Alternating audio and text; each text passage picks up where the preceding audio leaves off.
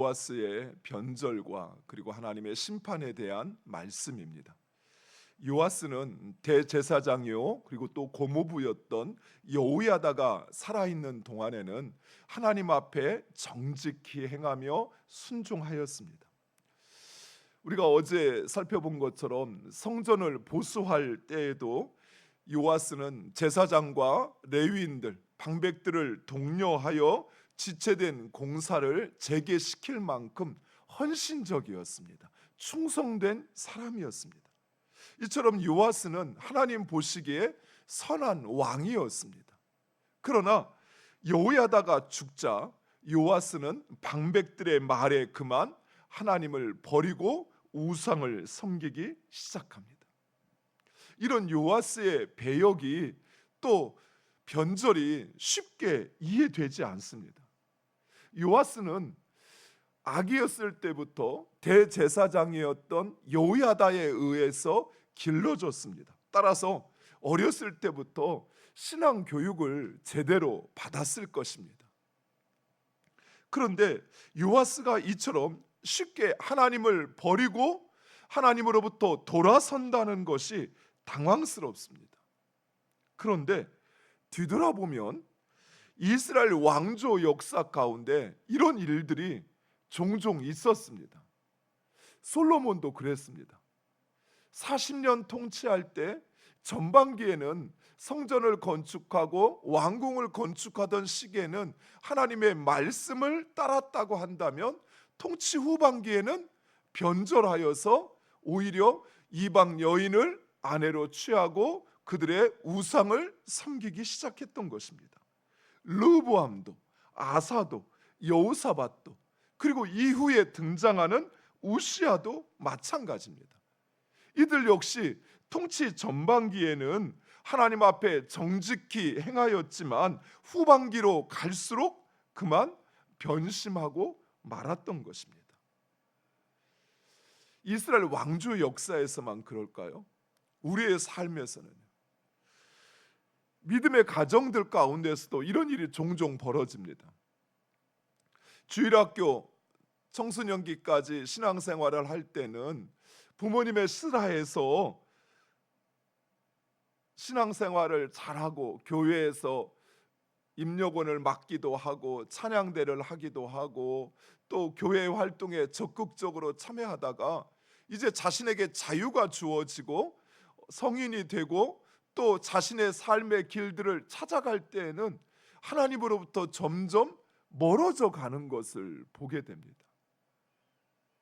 자녀들만 그런가요? 우리들도 그렇습니다. 우리가 어떤 교회에서의 직분을 맡을 때 처음에는 어떤 이야기 없이 오직 하나님께 충성하고 겸손히 순종합니다. 그런데 어느 순간부터 내 주장이 강해지기 시작해요. 내 생각을 결코 포기하지 않게 되어져요. 그러면서 기도하는 시간보다는 사람들과 어울리는 시간이 더 많아지죠.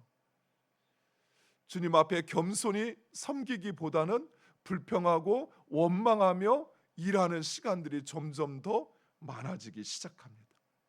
그러더니 어느 순간에는 이제는 섬기는 자리에서도 보이지 않게 돼요. 세상 가운데 우리의 신앙을 지킨다는 것, 그것은 결코 쉽지 않습니다. 무엇보다도 부모의 신앙의 그늘 아래에서 신앙생활 할 때에 영적으로 홀로 서기를 하지 못하면 자신에게 자유가 주어졌을 때 그 자유를 방종과 타락의 기회로 삼는다는 사실입니다. 요아스는 그동안 자신의 정신적인 그늘이 되어 주었던 여호야다가 죽자 두려웠습니다.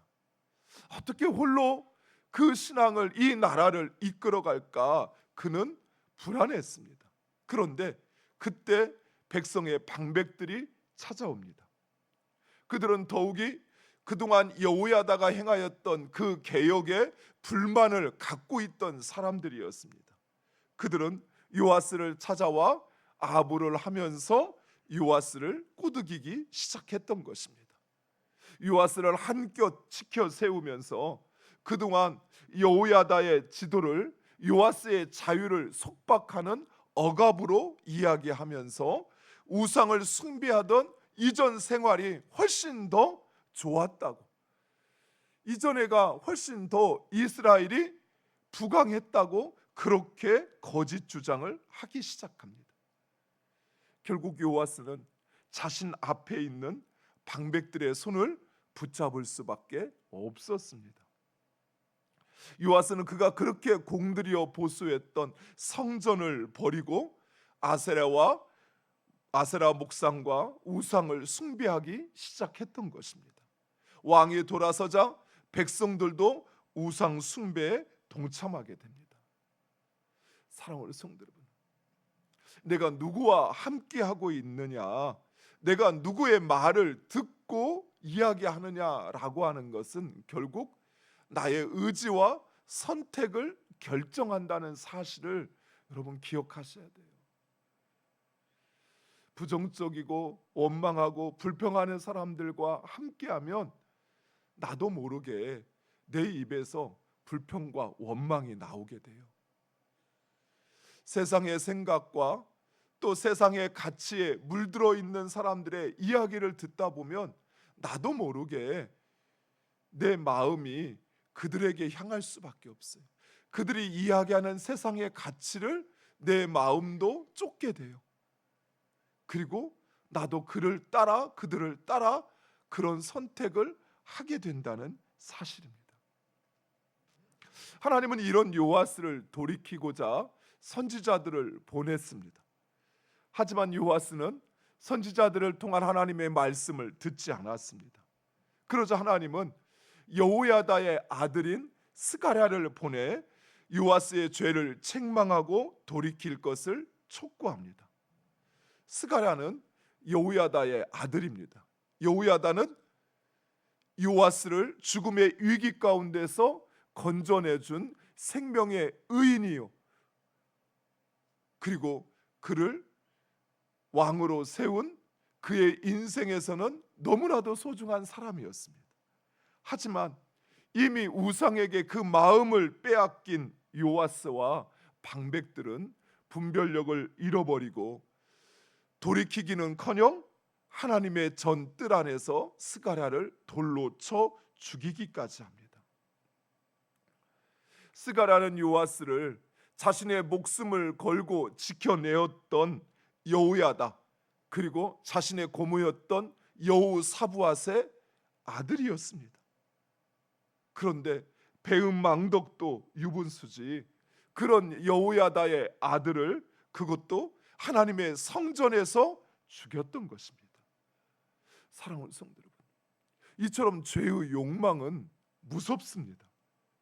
우리의 영적이고 도덕적인 분별력을 잃어버리게 하여서, 그래서 하나님께서 자신에게 주신 기회라는 사실조차 알아차리지 못하고 도리어 악을 행하며 멸망을 자초한다는 사실입니다.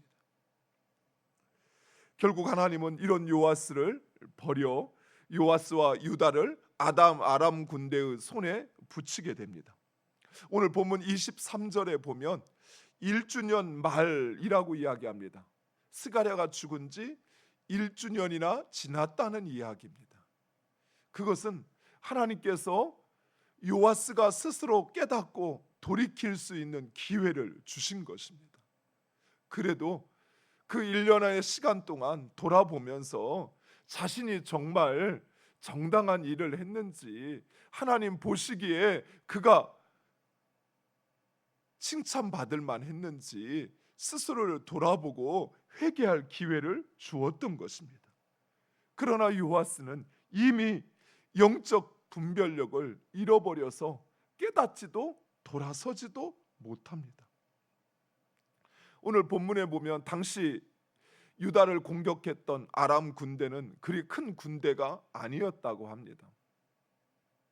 그러나 하나님께서 이러한 아람 군대와 함께 하시니 큰 군대가 되어서 유다를 정복하고 멸망시키기 시작합니다. 유다는 아람 군대 앞에서 철저히 무너져 내렸습니다. 열왕기서에 보면 이 아람 군대의 힘에 눌린 요아스는 자신이 하나님의 성전과 곡관과 그리고 왕궁에 쌓아두었던 그 모든 보물들, 여호사밧부터 시작해서 하나님의 전에 드렸던 그 모든 은과 금과 그 보물을 아람의 왕 하사엘에게 모두 바칠 수밖에 없었다라고 이야기합니다. 뿐만 아니라 요아스는 전장에서 부상을 입고, 그리고 자신이 그랬던 것처럼 반역자들에 의해서 처참한 죽음을 맞이하게 됩니다. 그리고 결국은 조상의 묘실에도 안장되지 못하는 수모를 당하게 됩니다. 여호야다는 왕이 아닌 제사장이었음에도 왕의 묘실에 그 시신이 안장되는 영광을 누렸습니다. 하지만 요아스는 왕임에도 불구하고 다윗의 묘실에 안장되지 못하는 수모를 겪었던 것입니다. 사랑하는 성도 여러분, 우리 누구나 때로는 그 마음이 변하여질 수 있습니다. 처음에는 오직 주님만 바라보겠습니다, 오직 성도들을 내가 종이 되어서 섬기겠습니다 라고 그렇게 결단하고 또 내 마음을 갖지만, 어느 순간 나에게 주어진 지위나 권위나 그 권세를 내가 사용하기 시작하는 순간 나도 모르게 마음이 바뀔 수 있어요. 그러나 사랑하는 성도 여러분, 우리는 내 지위나 내 힘을 가지고 일하는 사람들이 아닙니다. 우리에게 주어진 모든 것은 내 것이 아니라 하나님의 것이에요. 나는 다만 그 하나님의 종이라는 사실입니다. 따라서 내가 섬겨야 할 분은 교회나 성도가 아니에요, 하나님이에요. 하나님은 항상 나를 지켜보시고 내 마음을 감찰하시고 그리고 내 행위를 달아보신다는 사실을 기억한다면, 여러분이 내가 처음 가졌던 그 마음을 다시 회복하셔야 한다는 사실입니다. 또한 우리는 우리에게 듣는 귀와 회개의 영을 달라고 기도하셔야 됩니다. 하나님 말씀하셔도 그 말씀을 분별하여 듣지 못한다면, 그러면 우리는 기회를 잃어버리게 됩니다.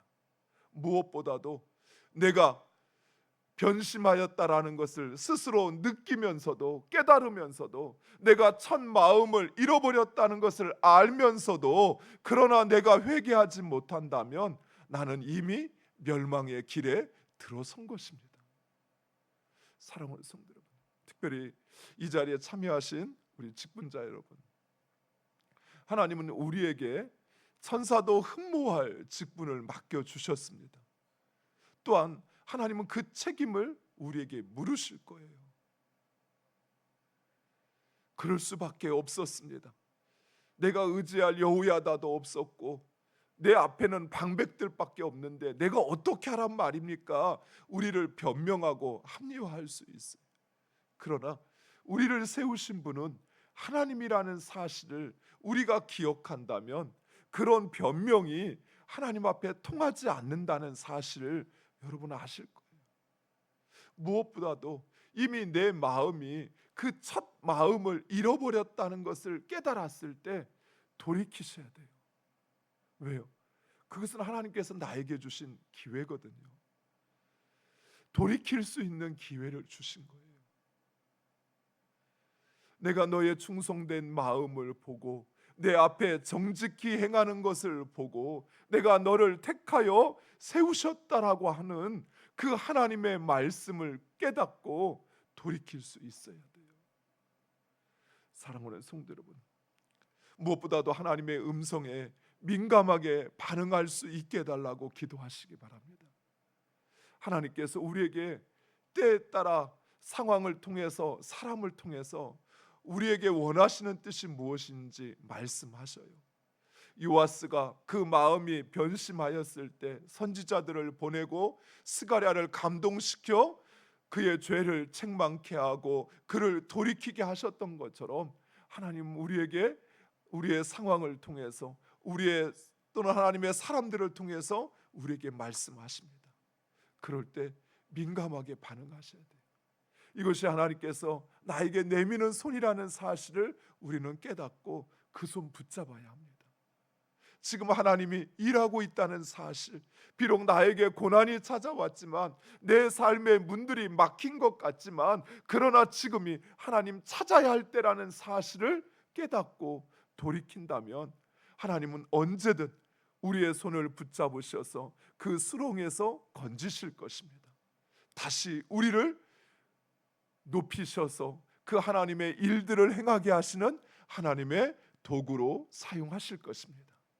사랑하는 성도 여러분, 이 시간 그 하나님을 찾고 또 그 하나님에게 나에게 듣는 귀와 회개의 영을 주시고 하나님의 음성에 민감히 반응할 수 있는 그 마음을, 심령을 우리에게 허락하여 달라고 기도하는 여러분 되시기를 축원드립니다. 기도하겠습니다.